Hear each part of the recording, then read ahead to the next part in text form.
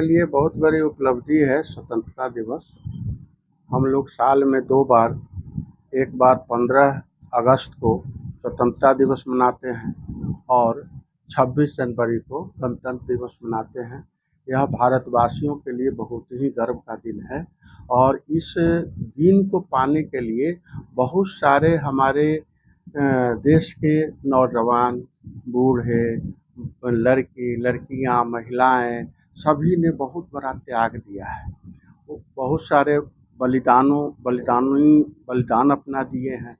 हमारे बहुत सारे ऐसे देशभक्त हैं जो कि हँस-हँस करके फांसी के फंदे पर झूल गए हैं, वो गोली खा लिए हैं, अपने आप को गोली मार दिए हैं। हमारे चंद्रशेखर आज़ाद, खुद्दीराम बोस, सरदार भगत सिंह आदि ऐसे वीर नौजवान हैं जिनको कि भारतवर्ष कभी नहीं भूलेगा और ख़ास करके उन्हीं की कुर्बानियों को, उन्हीं के बलिदान को, उन्हीं के त्याग को याद करने के लिए हम लोग साल में 15 जनवरी को और 15 अगस्त को और 26 जनवरी को इस तिरंगा को फहराते हैं और तिरंगा के आन शान बान की रक्षा के लिए हर तरह से हम लोग तैयार रहते हैं। यही हमारा संदेश होगा कि हमारे देश जो स्वतंत्रता मिली, इस स्वतंत्रता को हम उपयोग अच्छे तरह से करें।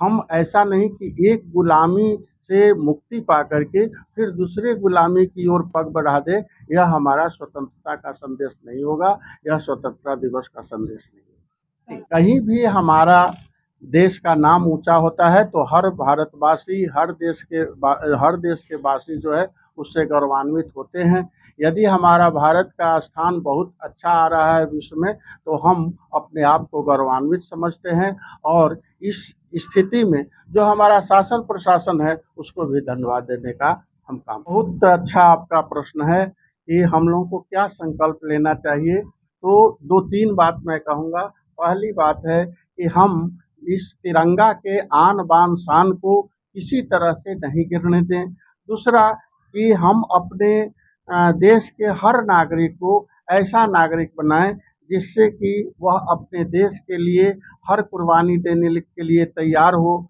और एक शिक्षित समाज की रचना करना है, एक अच्छे समाज की रचना करना है। और इस पर हम इसी बात को बोलेंगे कि हमारे भारतवर्ष के जितने भी लोग हैं वह इस दीन की महत्ता को समझे और इस दीन की महत्ता को समझ करके इसको हम अक्षुण्ण रखने के लिए अपनी तरफ से जो भी कोशिश करना हो वो कोशिश करें।